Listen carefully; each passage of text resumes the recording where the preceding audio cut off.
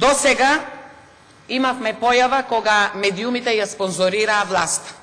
Ама дојде ден кога сметката треба да се плати и сега имаме ситуација кога власта враќа на медиумите. И тоа како?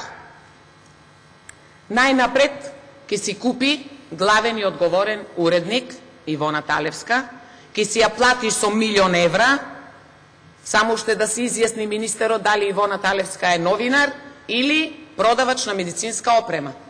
Бидејќи во наредниот закон има дефиниција новинар. Нека се изјасни што е Ивона. Ама Тодоров ќе одговори: зошто толку ме мразите, знам дека не е етички, ама читај, морам.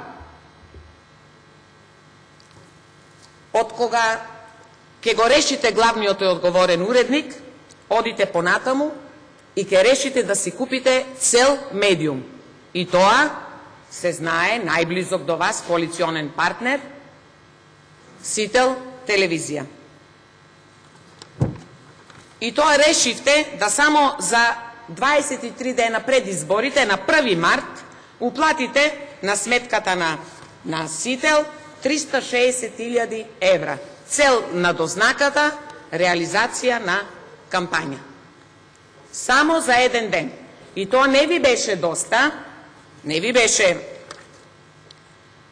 доволно, продолживте и понатаму. Па за 7 дена уплативте уште 1.000.000 евра на сметката на Сител. Ви поставив прашање на комисијата, ќе ве прашам и сега од оваа говорница, колку милиони евра чини слободата на говор во Република Македонија? Многу негативна енергија, мај да се трудиме да го држиме во нормални рамки. Прво, колешката вика немало пратеници во собранието. Колешке, погледнете околу, ќе видите дека во моментот има 17 пратеници од ВМРО ДПМН и само 4 од СДСМ во салата, со исклучок на вас, нели? А кога почнавте да зборувате, 15 беа од ВМРО, 3 беа од СДСМ. Затоа, веројатно, прво замолете ги вашите партиски колеги да влезат и да ве слушаат тоа што го зборуват.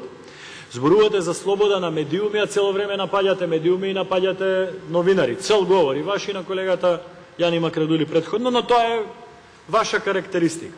Да почнам од позади. Викате дека некој ви ги краде вашите пари. Господјо Казанџиска, на фирмата на вашиот брат се сеќавате дека беше пронајдено дека не плаќа струја. Струја не плаќате. Сте се приклучиле Диво. Радио, национален медиум. Струја не сте плаќале. За даноци зборувате вие. Ве молам, немојте така. Сите сме возрастни луѓе тука. Малце да ги мериме границите. Не може такво однесување. Ке ни држите тука лекции на сите као мали деца да сме.